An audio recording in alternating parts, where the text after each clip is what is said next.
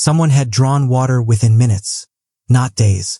Levi called out, and his voice shocked him with how small it sounded against the neat facades. "Hello, I'm Levi Mallister. I own this place now." His words fell into a silence that felt deliberate, too careful to be empty. A door creaked behind him. He spun, but every door along the street stayed stubbornly shut. The sound came again, longer, like someone testing a hinge on purpose. Then, barely louder than the wind, came footsteps, soft, measured, moving through a house as if treading on memories. They stopped as suddenly as they'd started, as if the walker had remembered they mustn't be heard. Levi's hand went to his side out of habit. There was nothing there. He had come thinking of boards and paint and plans, not of confronting whoever kept this place alive. The footsteps moved again, from house to house, always remaining just out of sight. Someone was tracking him, following his path from the shelter of these well-kept shells. Someone who knew Millfield Hollow by the shape of its shadows. Then the voice rose from the house at the end of the row, young, clear, speaking in a language Levi did not know. It wove and fell like a strange, familiar music. Syllables that carried pain and longing he didn't need to translate to understand. Levi felt the sound like cold air on his skin. He stepped toward the porch, pulled by the voice's strange ache. Mid-phrase the song stopped. It was replaced by rapid breathing and muffled sobs. "Miss," Levi said, the name tasting clumsy in his mouth. "I don't mean any harm. I just inherited this place. I'm trying to understand." His sentence hung between them. The breath on the other side of the door stilled. For a heartbeat, nothing moved but the lazy swing of the well's rope. Then, from behind the yellow curtains, something shifted. A shadow, a hand, a movement so small it might have been imagined. And the town waited, as if it had been holding its breath since 1855. The breathing stopped.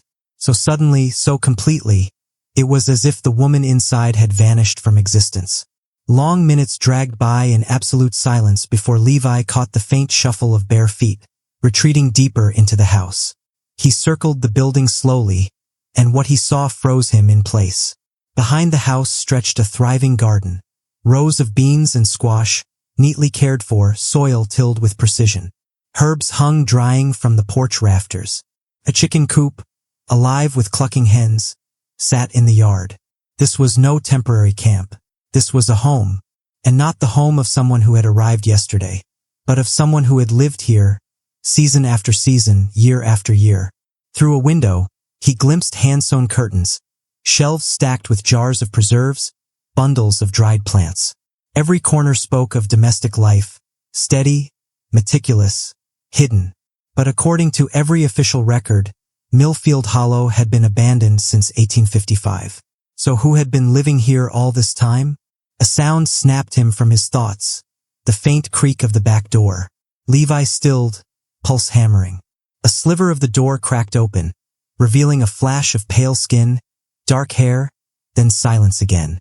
Footsteps shifted, circling him now, not fleeing, stalking, watching. "Please," Levi called, lifting his empty hands. "I don't mean harm. I just need to understand. The lawyers told me this place was empty. Are you alone here? Does someone take care of you?"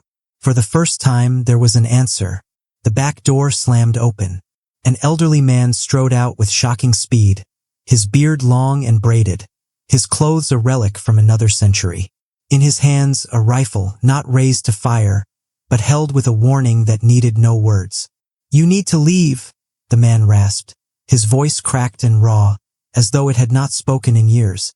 "This place isn't for outsiders. Never has been. Never will be." His eyes burned with a fierce protectiveness that made Levi instinctively step back. And then the old man said something else. Something that made Levi's blood turn to ice. Something that would change everything he thought he knew about Millfield Hollow. "And if you know what's good for you," the old man growled, his rifle steady in his hands, "you'll forget you ever saw her." Levi lifted his palms higher, showing he carried nothing but truth. "I'm not here to cause trouble. My name is Levi Mallister. I have documents, legal papers, proving I inherited this land from my uncle Marcus Mallister. Until last month, I didn't even know he owned property out here. Something flickered in the man's weathered eyes at that name. Marcus Mallister. He repeated it slowly, rolling the syllables across his tongue. Been expectin' this day for near on 20 years, I suppose, he muttered. Though God knows I hoped it would never come. The rifle dipped slightly, though his hands kept it ready. Name's Ezekiel Thorne. I've been caretaker of this place since. The Troubles. The Troubles? Levi asked, inching closer. The records said the mine collapsed in 1855 and the town emptied. But you've been here ever since, haven't you? Ezekiel's face hardened, his jaw tightening around words he didn't want to say. Some truths, he rasped, are better left buried. Your uncle understood that. He knew why we stayed hidden. Why the world needed to believe Millfield Hollow was dead. Behind him, the back door shifted. A narrow crack opened, and Levi saw her. Dark eyes glinting from the shadows, watching, listening. But why? Levi pressed, voice low, urgent. What happened here that demanded 20 years of secrecy? Ezekiel turned, and when his gaze landed on the eyes peeking through the doorway, his expression changed. His face softened, carved by something more than duty. This was love, fierce, paternal love. Her parents died in that collapse, Ezekiel said at last, his voice heavy with memory. She was barely a babe. Her mother shielded her with her own body. When I dug through the rubble, she was crying, alive. The only one left. The door opened wider. For the first time, Levi saw her fully. She was no ghost. She was a young woman, perhaps 20, with long dark hair tumbling past her shoulders, skin pale from years away from sunlight. Her dress was plain but carefully sewn, patched from fabric long hoarded, and her eyes, wide, dark, brimming with curiosity and fear. You raised her, Levi whispered, the truth dawning like a storm on his tongue. Alone, all these years, just the two of you. Ezekiel nodded, the rifle lowering further. She's never set foot past the edge of town, never seen another soul but me. I taught her to read from books left behind, to grow food to keep herself alive. He paused then, his voice faltering, his gaze locking onto Levi's. But I'm gettin' old, Mr. Mallister. My hands shake, my eyes fail me some mornings. And she, his words hung in the air, trembling between plea and warning. I've been wonderin', Ezekiel said quietly, his voice frayed by years of solitude. What'll become of her when I'm gone? The words had barely left his lips when the door opened wider, and she stepped into the light. Levi felt his breath catch. She was beautiful, but not in any way he had known beauty before. She carried an otherworldly innocence, untouched by hardship, untouched by time itself. Her eyes met his, wide and unguarded, as if she were looking at a creature from some other realm. She took a slow step forward, her bare feet soundless on the porch boards. Every movement was careful, graceful, like a wild deer drawn to water, but wary of the hunter's arrow. When she spoke, her voice was soft, melodic, untouched by the rough edges of frontier life. You have the same eyes, she whispered, studying him with awe. As the man in the painting. Levi blinked. What painting? Her gaze deepened, curiosity burning bright. The one above the fireplace in the big house. Ezekiel told me about the world beyond, but I never believed there were really others. People like you. Ezekiel stiffened. Iris, you shouldn't, he began, but she pressed on, her words tumbling out with childlike wonder. You're taller than I imagined men would be, she said, her head tilting as her eyes traced the lines of his face. And your hands, she gestured toward his calloused palms. They carry marks from work I don't understand. Levi's throat tightened. Her innocence was absolute, uncorrupted. She didn't look at him with suspicion or fear. She looked at him as if he were a marvel. It was humbling. It was unsettling. The painting, he managed to say at last. Who does it show? Her answer landed like a hammer blow. It shows a young man with your dark hair, your green eyes, standing beside a woman who looks like me. Ezekiel said it was painted long ago, before the Troubles. He said, the man was my father. Levi's chest constricted. His uncle Marcus had left behind that painting? A portrait of Iris's father, A man who looked so much like Levi himself? The connection between them was deeper, older, more dangerous than any inheritance paper suggested. Ezekiel's face had gone pale. "Iris," he snapped, voice sharp with warning. "That's enough. Mr. Mallister needs to be on his way before dark." But Iris stepped closer, her eyes locked on Levi's. The air between them pulsed with questions unspoken. "Will you come back tomorrow?" she asked, her voice trembling with longing. "I have so many questions about the world beyond the mountains." Her words struck him harder than the rifle ever could. "I was told it's dangerous out there," Iris said softly, her voice trembling with both fear and wonder. "Full of bad men who would hurt people like us. But you don't seem dangerous." "No," Ezekiel's voice cut through her words like steel. He lifted the rifle again. "He can't come back. It's not safe for him, or for us." His eyes locked onto Levi's over the girl's head. The message was unmistakable. Whatever truths bound this place together, Ezekiel would bury them in silence before he let them be spoken aloud. But Levi saw the light in Iris's eyes, that fragile mixture of hope and curiosity, and he knew in that moment he could not simply walk away. The inheritance had brought him here, but something else held him now. Something deeper. She deserved to know. About the painting. About the man who looked so much like him.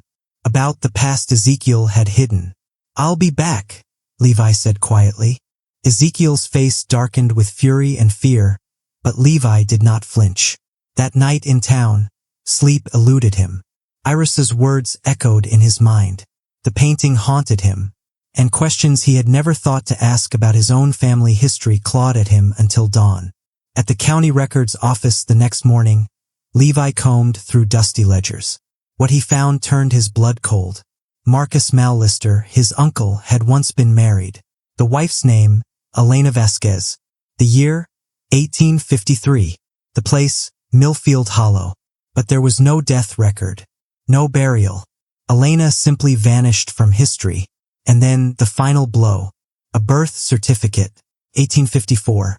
Marcus Mallister and Elena Vasquez, parents to a daughter named Isabella. The child the world believed had perished in the mine collapse.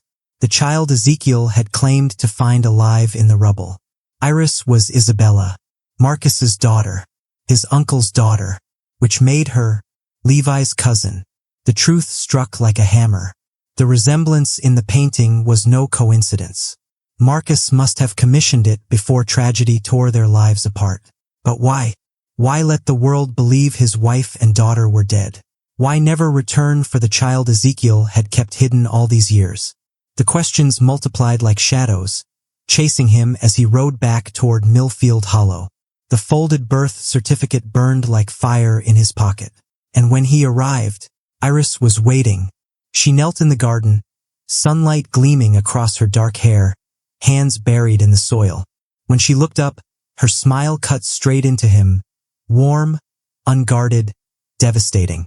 "You came back," she said, setting down her basket of vegetables. "Ezekiel said you wouldn't, but I hoped you were different from what he told me about outsiders." She rose and moved closer, every gesture graceful, unconscious of the effect she had on him. Levi swallowed hard, because he knew the truth now. And yet, standing before her, with her eyes searching his, the truth had never felt more dangerous. "Will you tell me about the world beyond the mountains? About the cities, and the people who live there?" Iris's voice trembled with yearning as Levi dismounted. His boots touched the earth slowly, his heart torn in two, between shielding her innocence and the gnawing truth she had every right to know. "Iris," he began carefully, "what I have to tell you, it might change everything you believe about yourself, about your past." Her dark eyes widened, but instead of fear, there was fire. "Good," she whispered. "I'm tired of shadows, of secrets. Ezekiel means well, but sometimes I feel like I'm suffocating inside this beautiful prison he's built around me." Before Levi could answer, click. The cold, unmistakable sound of a rifle cocking split the air. "I warned you not to come back." Ezekiel's voice carried 20 years of protective fury. Levi turned slowly, raising his hands where the old man could see them. 10 feet away, the rifle's barrel was trained on his chest. But Ezekiel's face wasn't just anger now. It was desperation, and something far heavier. Grief. Please. Iris stepped forward, placing herself squarely between the barrel and Levi's heart. Her voice rang with unexpected strength. Don't point that at him. He's done nothing wrong. Gone was the timid girl who once hid behind doors. This Iris stood tall, her presence commanding. You don't understand what's at stake, Ezekiel said, his hands trembling as the gun wavered in her shadow. Some secrets are kept for good reason. Some truths destroy more than they heal. His gaze burned into Levi. Tell me you didn't dig through records. Tell me you don't know what you think you know. Levi's breath came hard and slow. His hand moved deliberately into his coat pocket, drawing out the fragile, yellowed paper. A birth certificate. Her name written there in faded ink. Isabella Mallister. She's my uncle's daughter, isn't she? Levi's voice cut the silence like a blade. The words hung in the air, heavy as gun smoke. Iris froze. The color drained from her cheeks until she looked carved from marble. Her lips parted, a single word escaping, broken and small. My father. Her eyes snapped to Ezekiel, filled with betrayal. My father was alive all these years. And you never told me? Her voice rose, 20 years of buried questions clawing their way to the surface. You let me believe I was alone, that I had no family, no name but the one you gave me. The rifle sagged toward the ground as her words struck Ezekiel like hammer blows. His face crumpled, his voice breaking. I was protecting you, he rasped. Marcus made me swear. He said if anyone knew you lived, they'd come for you. Use you to get to him. Hurt you, just to watch him suffer. Levi stepped forward, the fire in his chest uncontainable now. What people, Ezekiel? Who would come for her? The old man's silence was answer enough. The storm was only beginning. Levi's question hung in the air like a blade. What was Marcus involved in that made him abandon his own daughter?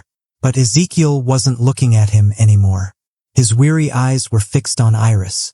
Her voice came out like ice, flat, cold. You've been lying to me my entire life. Every story, every reason, every word you ever spoke. Levi saw it then. Not just curiosity in her gaze, but hunger. A desperate, aching need to finally know who she was. My father, she whispered. Her voice rose, trembling. Is he still alive? Levi's chest tightened. He hated the truth he was about to give her. He died 3 months ago. That's why I inherited this place. The lawyers said there were no living heirs. He looked at her, his voice breaking. But they were wrong. You're his heir, not me. This land belongs to you. The words struck her harder than any bullet. She staggered backward, her face pale. Dead, she breathed. He's dead, and I never even knew he existed. Her grief twisted into fury. She turned on Ezekiel, her dark eyes blazing. You stole my life from me. You stole my chance to know him. I kept you safe. Ezekiel's protest was weak, brittle, already collapsing under the weight of her truth. Safe from what? She screamed. From living? From being who I was meant to be. She spun, looking at the empty houses, the garden, the ghost town that had been her cage. This isn't protection. This is burial. You buried me alive in this place. And then, thud, thud, thud. The sound rolled across the valley. Hoofbeats.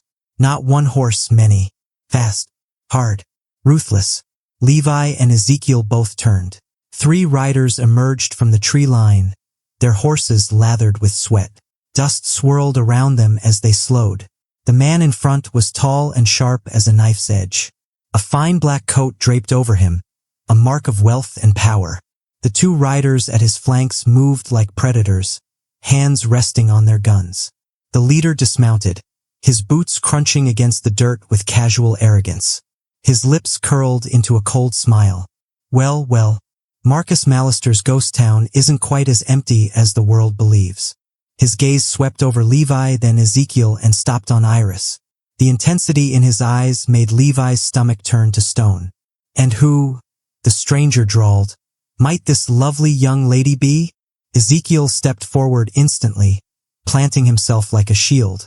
She's nobody you need to concern yourself with, Dutton. You're trespassing on private property. The name hit Levi like a hammer. Dutton. He'd seen it in the inheritance papers, tied to some old, unresolved dispute. Samuel Dutton's smile widened. A snake ready to strike. Private property, you say? Belonging to Marcus Mallister, who owed my family a fortune when he vanished. With interest, he held up a folded document, shaking it once like a flag of war. The sum is now quite staggering.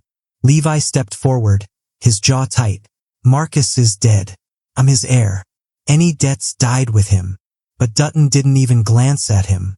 His eyes stayed fixed on Iris, lingering too long, too darkly. Dead, you say? His voice dripped false sympathy. How convenient. But debts have a way of passing to the next generation, especially when there are assets to claim. His gaze swept over Iris again, slow and cruel. And what a remarkable asset she appears to be. Understanding crashed over Levi like ice water. This wasn't about money. It never had been. Samuel Dutton hadn't come for gold or land. He'd come for something far more valuable. A young woman with no ties, no rights, no one to shield her except an aging guardian, and a stranger who barely knew her name. Levi stepped forward, planting himself shoulder to shoulder with Ezekiel. She's under my protection, he said, his voice low but steady. Whatever claim you think you have ends here. Dutton laughed, the sound sharp and hollow, like a knife scraping bone. Your protection? His lip curled. And who are you exactly? A man with noble words and a piece of paper? Documents don't stop bullets, Mr. Mallister. His men shifted wider, hands brushing their pistols. An unspoken warning. But before Levi could answer, Iris moved. She stepped forward with startling resolve. Her chin lifted though her hands trembled. What kind of debt? She demanded, her voice ringing clear across the silent street. What did my father owe you, that you would ride so far to claim it? For a moment, even Dutton seemed caught off guard. Then his expression softened, curdling into something false and paternal. Your father, is it? He said smoothly. Well, that makes things more interesting, doesn't it? His gaze slid over her like a predator sizing prey. Marcus borrowed heavily to build this town, to dig his mine. But when it failed, when the bodies piled up, he ran. Left his obligations behind. That's not the whole truth.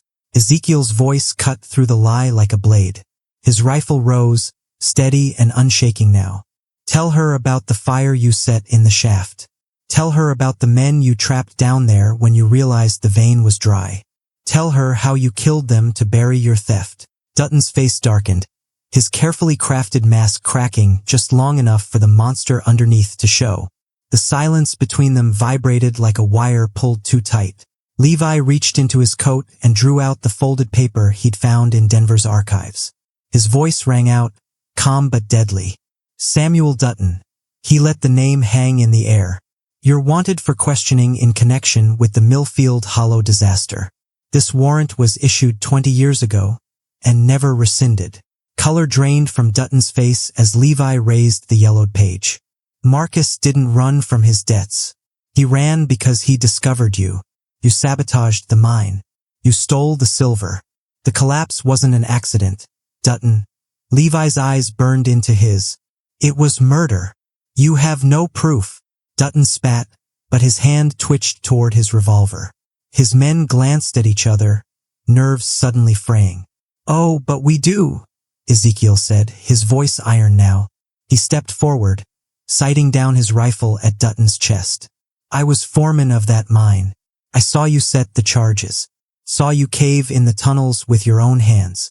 Marcus told me to take his baby girl and vanish while he gathered proof. You buried men alive to cover your crime, Dutton. I've carried that truth for 20 years. A sharp breath escaped Iris. She moved closer to Levi, her trembling fingers clutching his arm.